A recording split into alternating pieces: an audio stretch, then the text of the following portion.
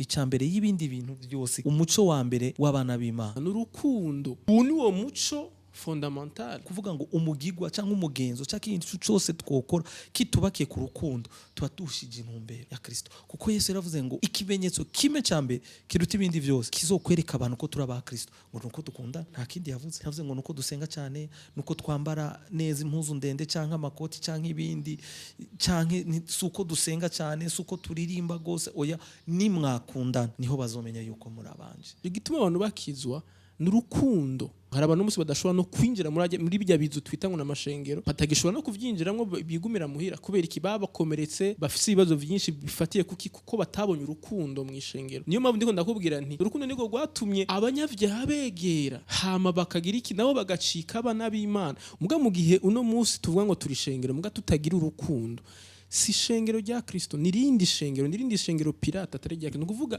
ibi bimenyetso rero nivyo bimenyetso vyerekana ishengero rya Kristo Yesu. Nuko bashishikara ivy'ubutumwa bwiza, ntihagire ikintu na kimwe bongerako ku vy'ubutumwa bwiza, bakabishishikara uko Kristo yabiduhaye. Ivyo rero bica bibatera kugira gute? Kubumwe. Niyo ya mico rero ituranga twebwe, ku buryo abandi bantu bo hanze batubonye bavuga ati bajya abantu n'aba Kristo cyangwa bajya abantu bafise ubuzima bwabo babayeho butandukanye n'ubw'abandi muri societe.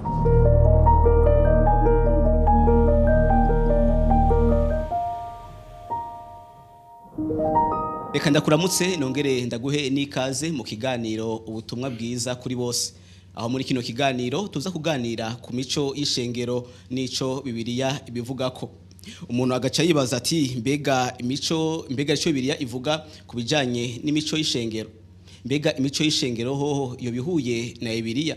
Mbega usanzwe ari mu ishengero akondona imico y'iryo shengero, hari ico Bibiliya ibivugako? Ibi n'ibindi bibazo rero nivyo tuza guca hirya no hino muri kino kiganiro, aho turi kumwe n'abatumire baza kudufasha kwishura bino bibazo uko vyagiye bikurikirana.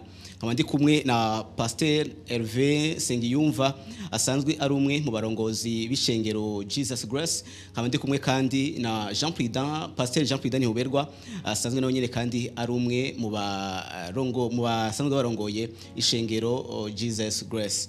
Reka mbere kuri Pasteur Hervé Sengiyumva, reka ndamutse kandi abana ikaze muri kino kiganiro. Ndabaramukije cyane, murakoze cyane kudutumira. Murakoze. Prudent namwe ndabahe n'ikaze. Ego nanjye ndabaramukije, murakoze cyane kubw'ubutumire. Murakoze cyane namwe.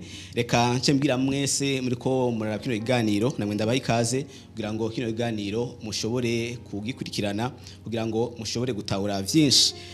Mbega tutarenja neza mu gacinyezi na ga Pasteur Hervé Sengiyumva, iyo tuvuze ngo ishengero ariko turabaca batwumviriza okumviki. Ego murakoze. Ishengero ndagisigura mu majambo asanzwe, mugabo kandi ndagihuze n'ijambo ry'Imana. Ishengero n'umugwi w'abantu bakoraniye ahantu, c'est une assemblée mu gifaransa, ni mugwi w'abantu bakoraniye ahantu bafise ikibakoranije. Rero twebwe kubituraba ishengero, tuvuze ishengero tubona assemblée des chrétiens, no kuvuga ngo ikoraniro ry'abakristo, canke mu yandi majambo assemblée des fidèles, y'abantu bakurikiye Kristo. No kuvuga ngo rero ishengero rigira ibi riranga, arabakurikiye Kristo bagira ibibaranga byerekana yuko vy'ukuri araba Kristo. Prudent namwe niko muvyumva? Ego nibaza yuko ishengero n'umugwi wabizeye umwami wacu Yesu Kristo, ico bita Ecclesia, ishengero rya Kristo, nabahereje ubugingo bwabo Yesu Kristo. Abo bose bagiye hamwe, dufatiye n'abadutanguriye intumwa, abo bose bagiye hamwe bubaka inzu y'imwemu, ari iryo shengero Imana ibona uyu munsi, atarajya amazu tubamwo dukuraniramwo canke izijya nyubako tubaka tugakoraniramwo kwa Mungu canke indi minsi. Ahabwa ishengero nyakuri ni umwe canke babiri canke batatu bizeye umwami Yesu Kristo. Nukuvuga ni uwo mugwi w'abo bantu bose bari hamwe bizeye umwami Yesu Kristo, bahaye ubugingo bwabo Yesu Kristo. Ego. Mbega tuvuze imico nayo? Imico nibaza yuko ari ibintu byavuye mu migigwa canke mu migenzo abantu bashinze icyo twokwita les traditions humaines, abantu ibintu bashinze hama ivyo bintu uko bigenda birakurikira murunganwe murundi biva mu rungano bija murundi bigatinda bigacika imico. Mugabo ntibisigura ko imico yose, hariho imico y'abana b'Imana muga hakabaho tuvuze imico en general ni cyo twita imico, ni ibintu ndibaza byavuye hanini mu migenzo n'imigigwa abantu bagiye barahanahana kurya abarundi bafise imico yabo, abakongomani bagira imico yabo, canke muri rusanga abantu bose ugasanga bafise imico yabo niyo bivanye niyo n'inkomoko yabo. Sinzi ko nawe nyine ko ariko abyumva neko uko Pastor Frida asiguye imico, hari cyo namva mu kongerako. Ego nibaza ko atakinini no kongerako kubera ko imico nkuko Pastor Frida hejeje kubivuga ni ce sont des traits, ni bimenyetso biranga abantu kanaka, une société, ubwoko kanaka cyangwa abantu kanaka cyangwa igihugu kanaka, mugabo vyagiye biraba uruhererekerane uko urunganwe amageneration yagiye arakurikirana, mugabo ikaba bifise inkomoko. Biba bifise inkomoko, haba hariho ababizanye, abatanguye kubishiraho kandi bafise ivyo bisunze. Bisigura ngo aho ni mu buzima busanzwe, ni mu bihugu, ni mu bwoko bw'abantu, ni mu mice y'abantu.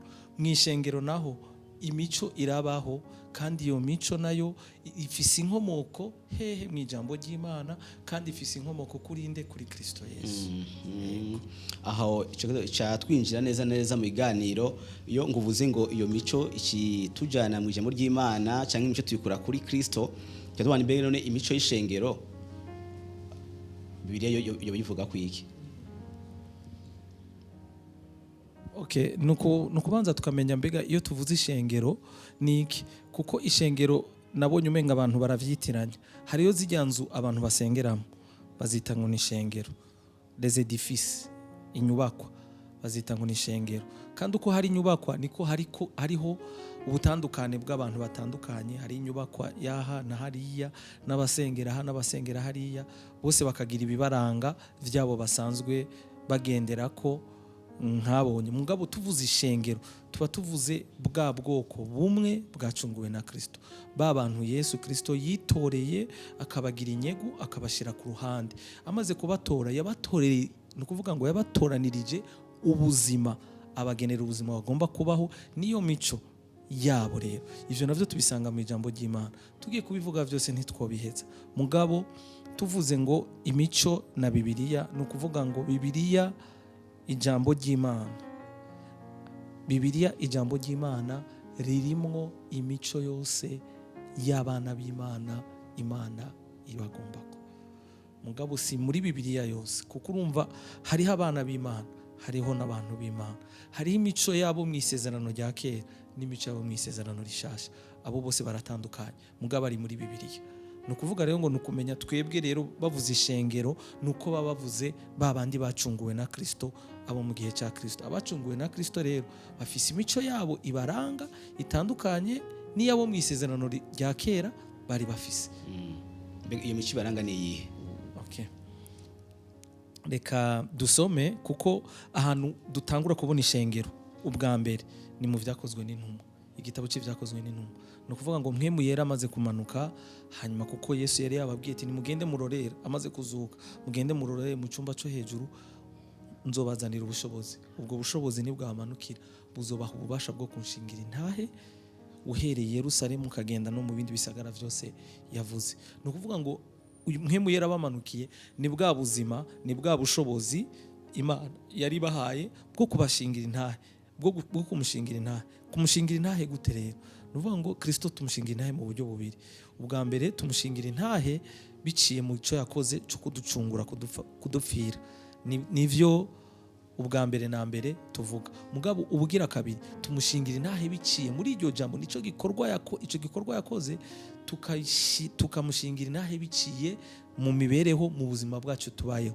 Ubwo buzima bwacu rero tubayeho niyo ya mico rero turanga twebwe, ku buryo abandi bantu bo hanze batubonye bavuga ati bajya abantu na ba Kristo canke bajya abantu bafise ubuzima bwabo babayeho butandukanye n'ubw'abandi muri societe. Mu majambo make nifuza ko dusoma ijambo ry'Imana gato mu vyakozwe n'intumwa igice cya 2 umurongo wa 42. Ni ukuvuga ngo aha ni ya nkuru nako ndababwira mwe yaramaze kumanuka bakavuga mu ndimi zitandukanye. Aha niho intango rero y'ishengero rya Kristo, ni ishengero ryatanguriye, bakaca bavuga rero ivyabaranga. Okay, umurongo wa 42 rero bashishikara cyane mu by'intumwa zigisha. Nuvuga ngo icambere y'ibindi bintu byose kiranga abantu, umuco wa mbere w'abana b'Imana nuko bashishikara ivy'ijambo ry'Imana cy'ubutumwa bwiza. Kubishishikara rero nukuvuga ngo nukubisoma tukabisoma hanyuma tukabihuza n'ubuzima bwacu, akaba ari ivyo bicika ubuzima bwacu. Siko ico ni cambere.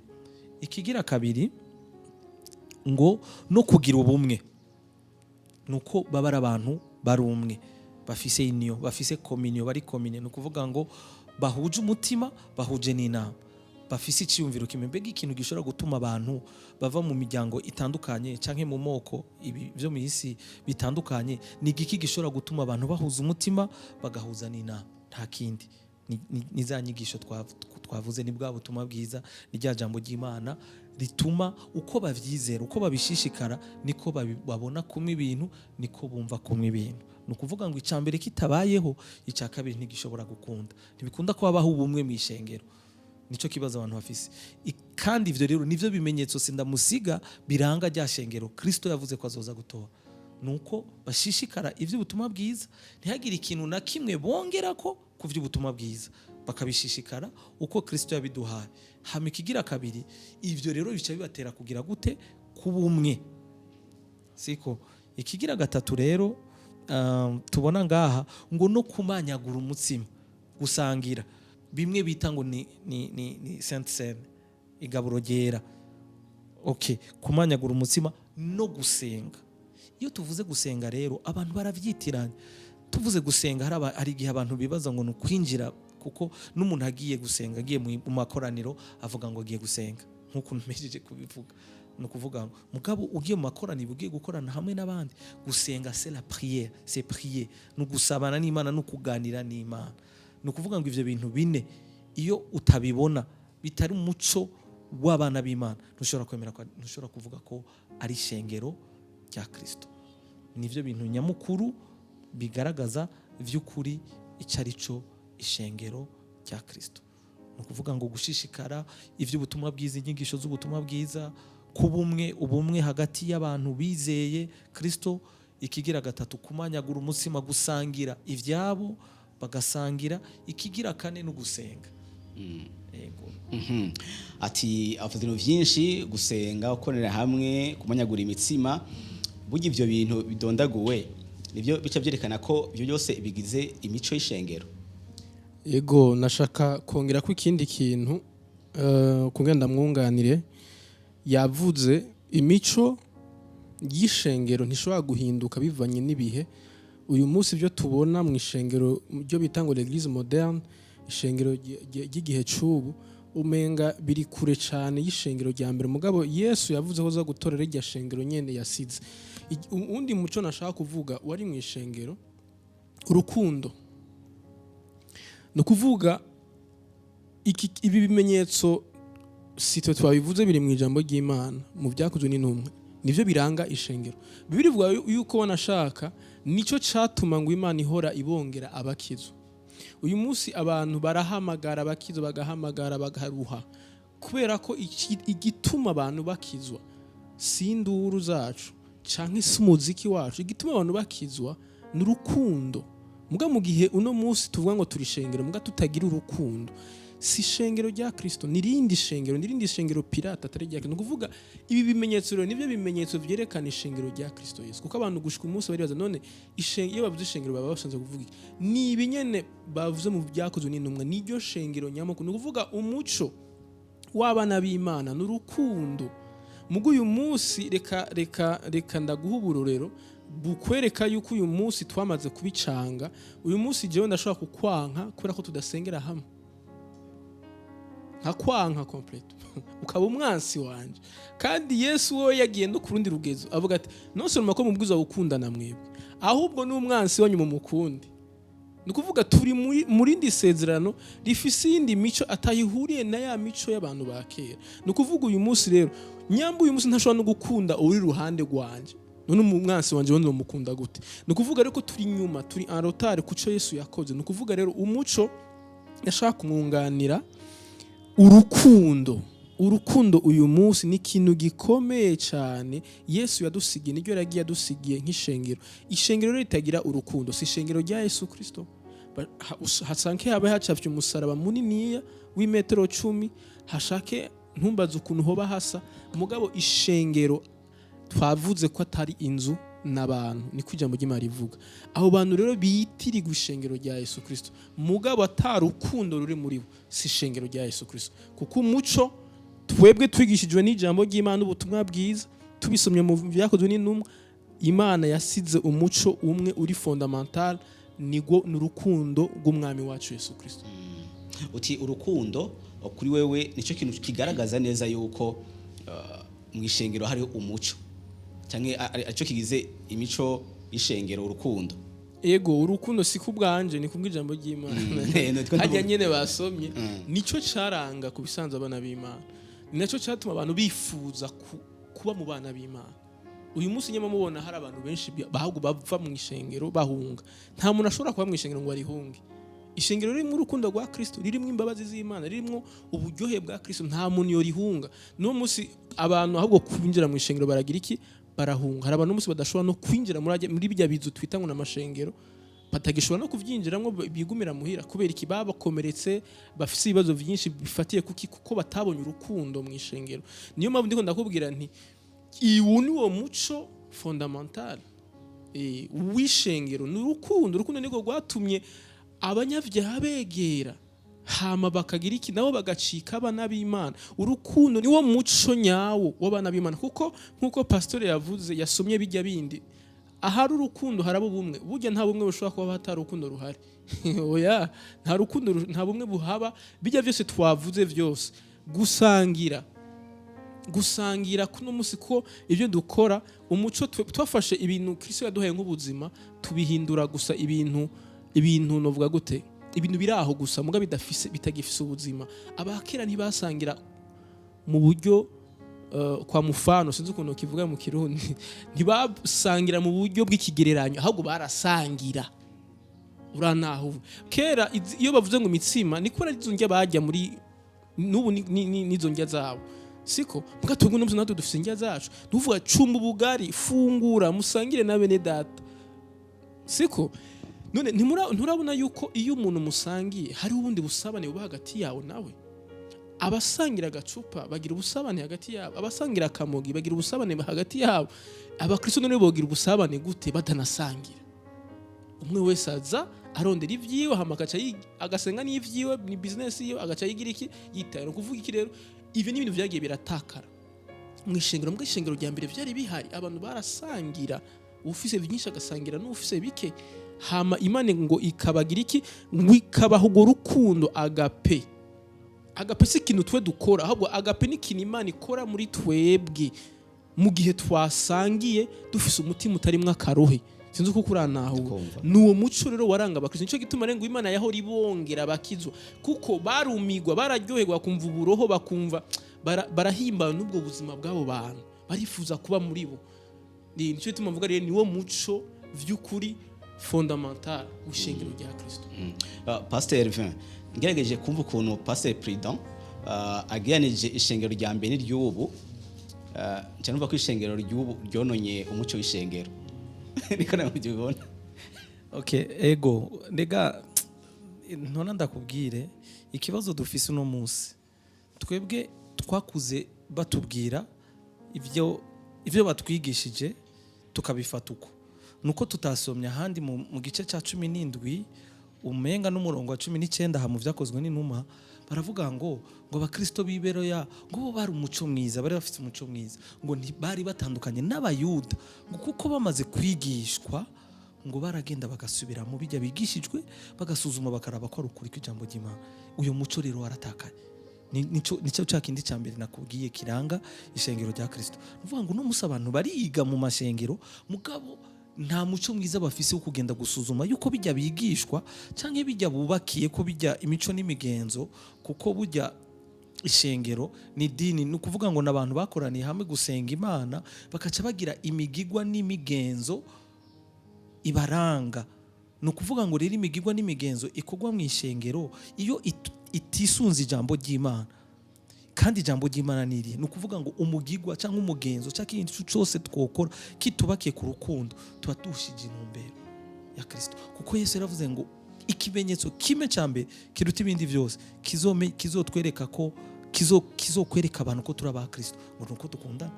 Nta kindi yavuze. Yavuze ngo nuko dusenga cyane, nuko twambara neza impuzu ndende cyangwa amakoti cyangwa ibindi, cyangwa suko dusenga cyane, suko turirimba gose. Oya, nimwakundana niho bazomenya yuko muri abanje. Bisigura ngo rero nimba urukundo rwaratitutse nukuraba ikibazo kiri he, urufatiro twubakiye ko nuruhe, kugira ngo vy'ukuri rutuvyarire ya mico myiza y'ijambo ry'Imana. Urufatiro iyo ari Kristo, urukundo rubwirizwa kubaho, kuko Kristo ubwiwe ni rukundo, niho haserukira, niho hatwereka urukundo. Kandi no kuvuga twubakiye kuri Kristo dufise urugezo rwiza, kuko yaratwereza akarorero uko bigenda mu gukunda. Rero nkavuga ati ugerageje kuraba rero ibikorwa no munsi mu shengero usanga rwa rukundo rwaratitutse cyane gose. Ati urukundo rwaratitutse cyane gose. None nko kuri wewe Pasteur Elvin, uravye uko imico y'ishengero uno munsi iri nuko yari kwiye kumera, ubona imeze gute ushogeranye?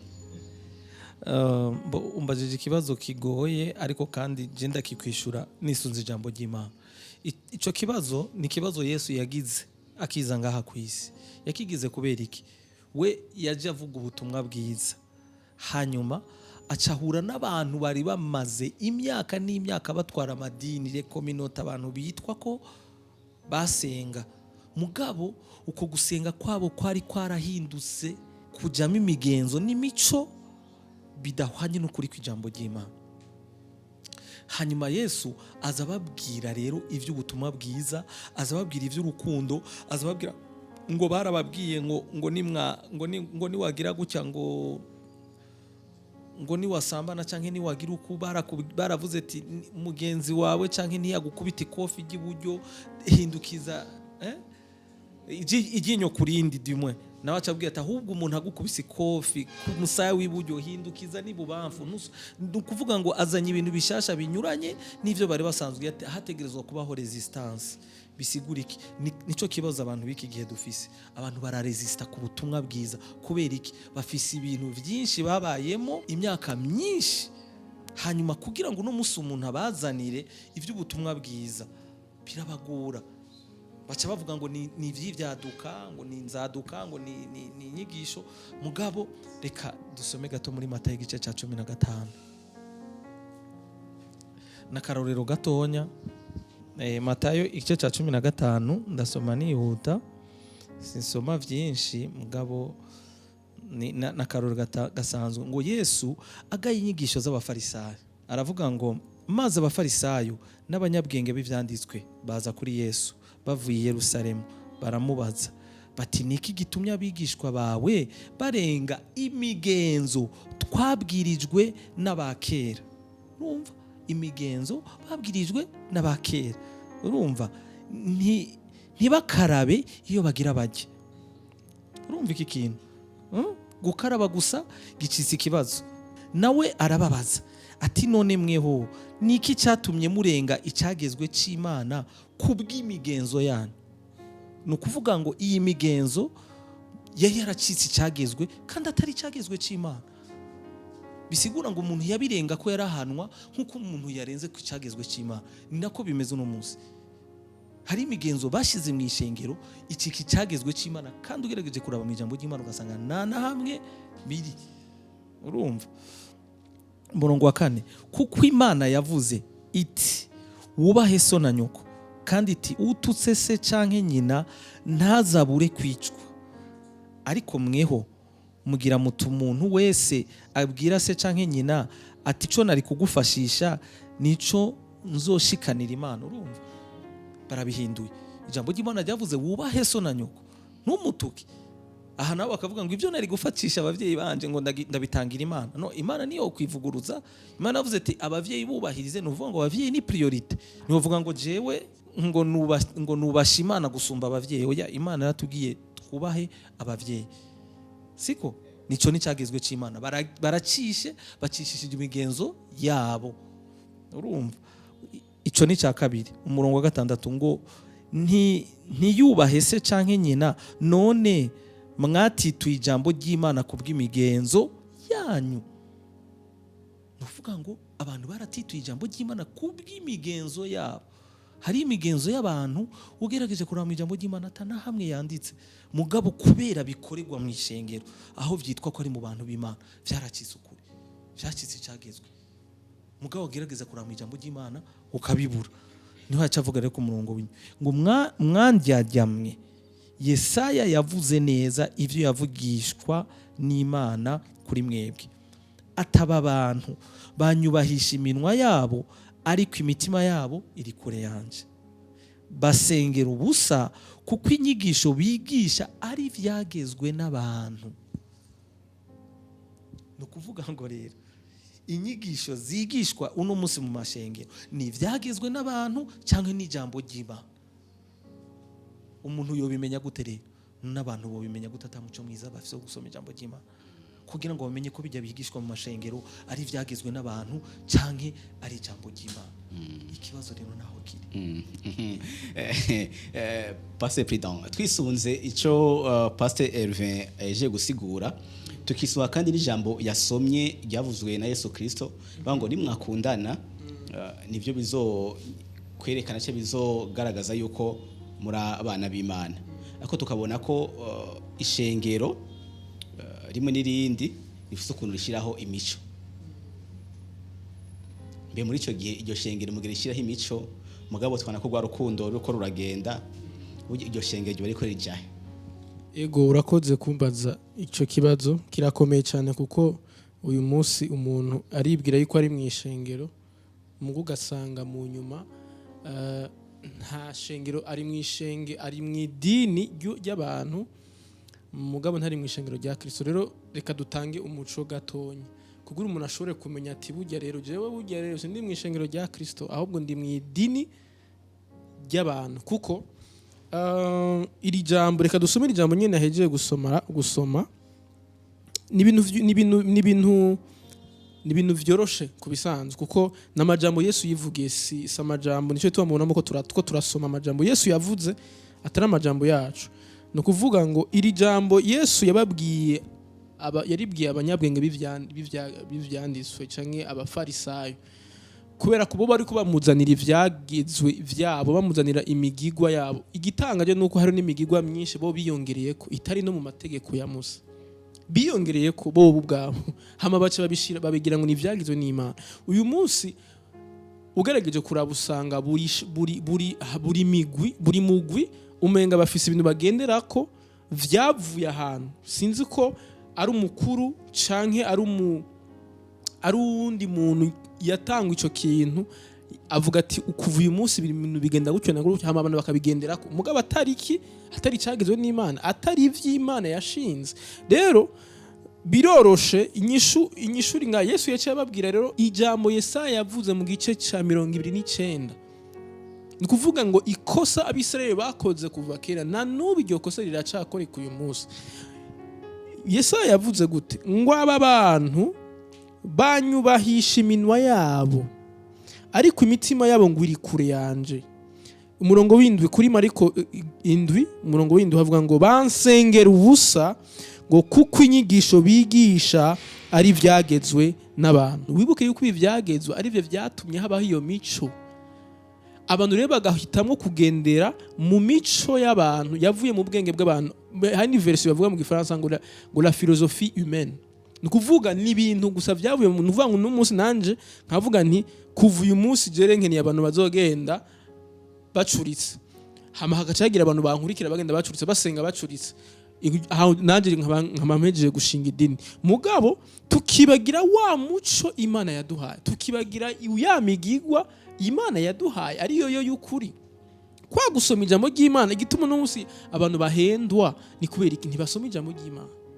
Uwo muco barawutakaje wo gusoma ijambo ry'Imana. Bibiri navuga ngo ntimusuzugure ubuvugisho ngo ariko mubwire iki ubusuzume. None wosuzuma udafise original. Umuntu asuzuma afata ico kintu hama akakigereranya na original yacu, ni haheza akamenya ati iki kintu ni pirate cyangwa ni original. None womenya gute ko ivyo biriko biravugwa, ibiriko biravugishwa, ibiriko birigishwa, ibiriko biracika ama doctrine mashasha uyu munsi, womenya gute yuko ari vya Kristo, ari ivy'Imana vy'ukuri, kandi utigera usoma ijambo ry'Imana ngo ushobore kubitandukanya. Rero birorosha uyu munsi kumenya yuko uri muri babandi Yesu azoza gutora cyangwa utarimo, kuko Yesu niyaza gutora ishengero si bose bazogenda, ntibazirira aho igituma hariho abazogenda batazogenda. Abatazogenda nuko Yesu azoba ariko azoraba bafise ubuzima yasize, bwa buzima bwiwe burangwa n'ubwo rukundo ndiko ndakubwira. Ibaza abantu bafise confidence mu mitima yabo ko bazoduzwa mu ijuru, muga buzuye ugwanko, buzuye ishari, buzuye igono, muga kubera ko ngo bakwiza imigigwa y'ishengero bakumva yuko bazoja mu ijuru kuko bakurikije imigigwa y'iki. Ndero ndabafitiye inkuru mbi ku bantu bizera ivyo. Nta shengero na rimwe rifise ijuru ryaryo, ahubwo ijuru ni ry'Imana. Imana yaduhaye umwana wayo. Nukuvuga ngo dukeneye kuzoba mu ijuru cyangwa dukeneye kuzobona ubwami bw'Imana, nuko dukurikiza ico Yesu avuga, apa n'ivyo abantu bavuga, apa n'ivyo umuntu, ivyiyumviro vy'umuntu cyangwa imigigwa y'umwana w'umuntu. Nukuvuga ko rero biroroshe, inyishu niyi Yesu yavuze, bansengera ubusa. Nukuvuga uko gusenga kwawe ni zero imbere y'Imana. Mugiye kusenga mugabo ukurikiza gusa imigigwa yashinzwe n'umwana w'umuntu, vyavuye mu vyiyumviro by'umwana w'umuntu, la philosophie humaine, la mentalité humaine, canke ivyagezwe n'abantu. Ivyo ntaco bivuze. Nyamba bavuze ngo guza ukaraba ko ntumbaze ngo guza mbere yo kugira iki, guza nkuko nyene bariko baranena abigisha ba Yesu ngo kubera ko ngo bariye badakaravye. Yesu arabaza ndo ivyo vyagezwe bwa mwe mwabikuye. Nukuvuga iki? Reka gato ndabereke ukuntu imigigwa ikibazo nuko imico y'abana b'abantu ifatira ku hanze, ifatira ku biri hanze. Muga mwumviriza itandukaniro y'imico y'Imana. Abantu rero baraheza bamenye itandukaniro y'ivyo y'ama doctrines humaines na doctrine y'Imana. Siko aho nyine ku gice kintu muhajya hasi ku murongo wa 15 yaciye babwira gute ngo nta kintu kiri nyuma ngo iyo kigiye imbere mu muntu gishobora kumuhumanya, ngo ariko bivuye mu muntu nivyo bigira iki bimuhumanya. Nyamba hari ufise amatwi niyumve. Yinjiye mu nzu asize ishengero hanze, abigisha biyo baramusiguza uwo mugani, nawe arabaza ati mbega namwe murimbura bwenge mutyo, mutahura yuko ata kintu kiri nyuma iyo kigiye imbere mu muntu gishobora kumuhumanya. Ibaze imigigwa bamazemo imyaka n'imyaka bakora, bibaza ngo barashobora kuguruka imbere y'Imana. Ubu munsi Imana iraje mu mubiri babwiye ati ibyo ntacyo bimaze, woza umubiri wose ukawoza naho wogesha omo ukera de ntibisubira kuca wera imbere y'Imana. Nukuvuga imigigwa y'abantu ifatira gusa aha hanze. Nukuvuga tuvuze imigigwa uzurabe kenshi ni imigigwa y'ukwambara, umwe akumva yuko agororose ko yambaye ukuntu, undi nawe bakamwita umunyavyaha ko yambaye ukundi kuntu.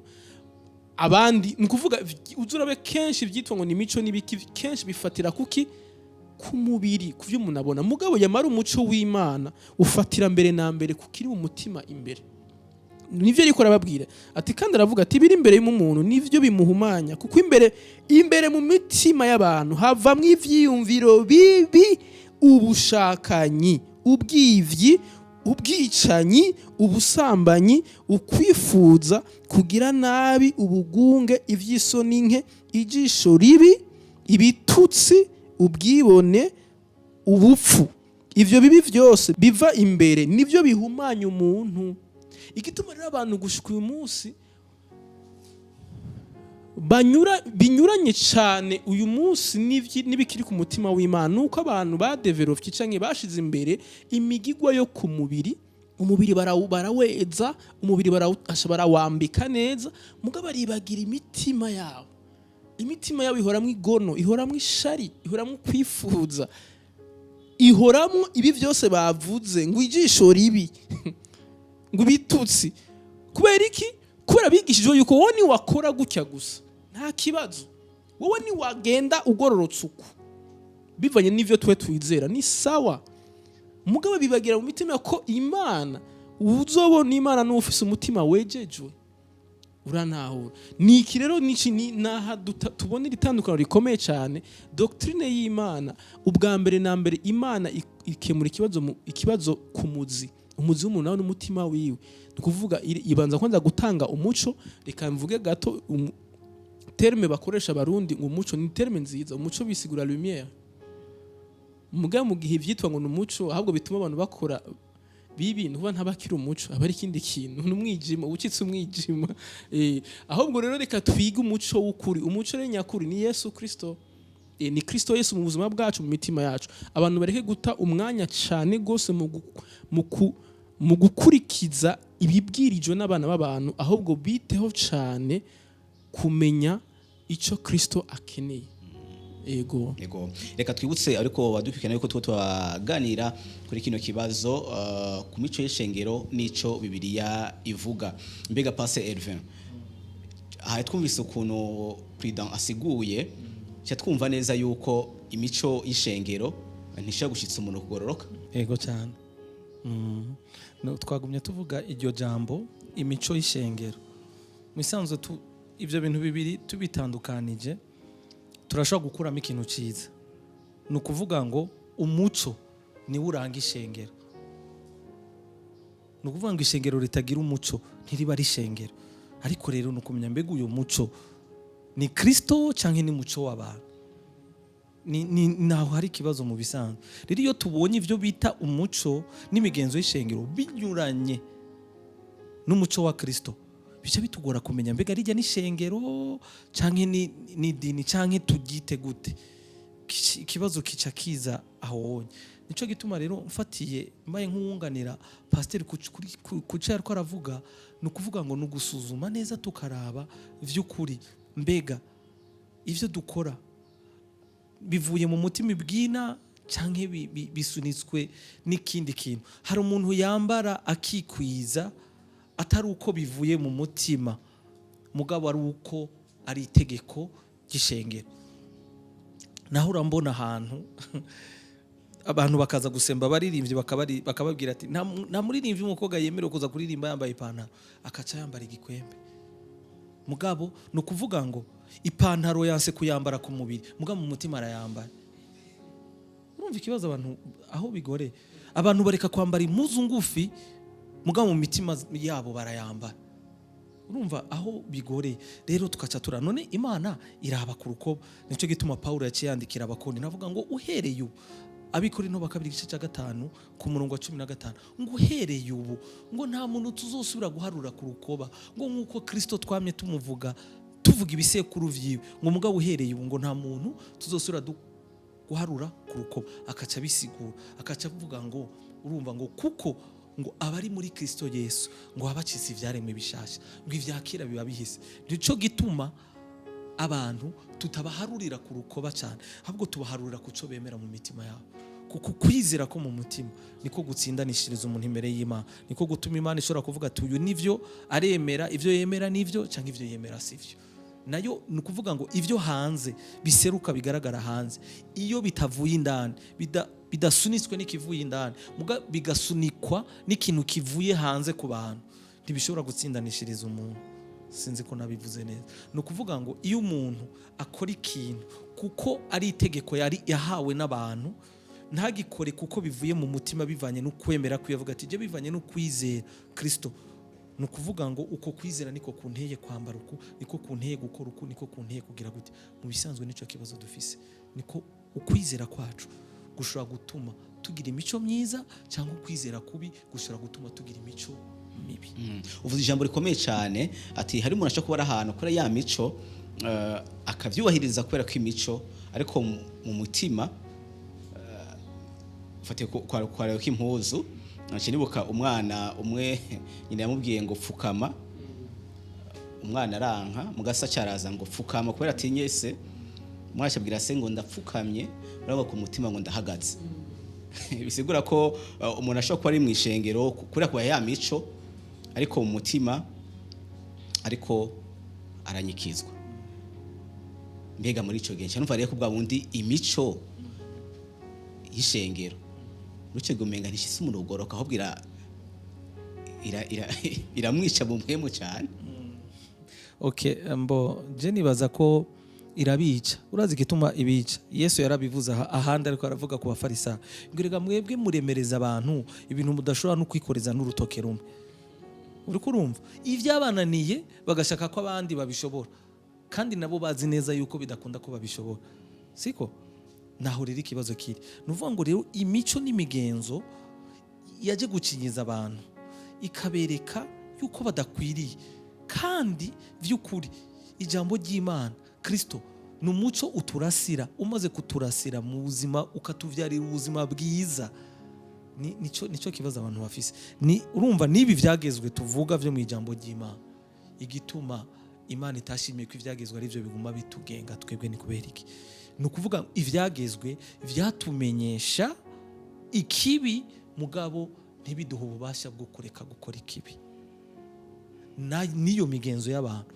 Nukuvuga ngo turayishisa canke itwereka uko dukwiriye gukora mugabo nta bubasha ifise ubwayo bwo kuduha ubushobozi bwo kugira gute bwo kwishira mu ngira. Abantu baca bananiko. Abantu bakaguma babayeho bumva umenga ntibakwiriye, bumva umenga baragowe kubera ya migenzo yose batayikurikiza. Nk'ubureka ndaguha akaroro kari hafi. Siko urabona mu isezerano rya kera baravuga kubijanye n'ivyo gutanga nk'ikigira 10 akarorero gatoya byanditse mu ijambo ry'Imana kandi nivyo bakaca bavuga ati nukuvuga ngo umuntu wese azotanga ikigira 10 cyo mu vyafise. Bakaca bavuga umuntu uwabuze gose yategezwa gutanga nk'inuma, kandi iyo numa ukayitanga ari nzima atanibaba na rimwe ryavuyeko. Ni nako bimeze no munsi. No munsi barabwira abantu ngo udatanze ikigira 10 umuvumo uri kuri wewe. Umuntu none adafise uburyo, adafise amafaranga atanga ikigira 10 vy'ukuri azoguma abona ko avumwe imbere y'Imana. Umuntu adafise ivyo atanga azoguma abona yuko adakwiriye imbere y'Imana. Kandi atari ku ijambo ry'Imana rivuga. Paulo yaravuze ngo umuntu wese atanga uko agabiwe, ngo kandi utanga unezerewe. None uko batanga mu mashengero batanga banezerewe bose. Nakarorero gatonya kuko naco kiri mu migenzo bashizeho nk'amategeko kandi bagashiraho nk'ikintu cy'ikimenyetso cerekana yuko umuntu atagikoze ico kintu siwe. Mugabo gutanga n'umuco mwiza kuko n'ijambo ry'Imana avuga ngo gutanga birimo umugisha kuruta guhabwa. Mbwa gutanga si itegeko. Utanga unezerewe. Ego. Gutanga si itegeko. Kandi gutanga babivuze ukutariko. No kuvuga ngo ntidutanga kugira ngo Imana nitugurize Imana. Sinzi uko ukora. Ntidutanga kugira ngo Imana iduhereze. Oya. Nuvuga ngo ivyo duhereje tuvuze ko dutanze ku Mana deja niyo iba yabiduhaye. None wumva twogura umugisha gute kandi deja Imana iba yawuduhaye? Dutanga kuko tumva yuko bikwiriye nk'abantu bahezagiwe. Hatanga uwahezagiwe, uwarukonesheje ko yahezagiwe. Muga ntidutanga kugira ngo duhezagiwe. Arumva bamwe atakubera ko yumvise yuko atanze azogira umugisha canke natatanga ivyago bizomuzako. Agatangana ubwoba mugabo mu mutima wiwe siko yavyumva. Muga akavuga ati reka mfe kubikora kuko kumbure sinzi bishobora kumba ko mu nyuma.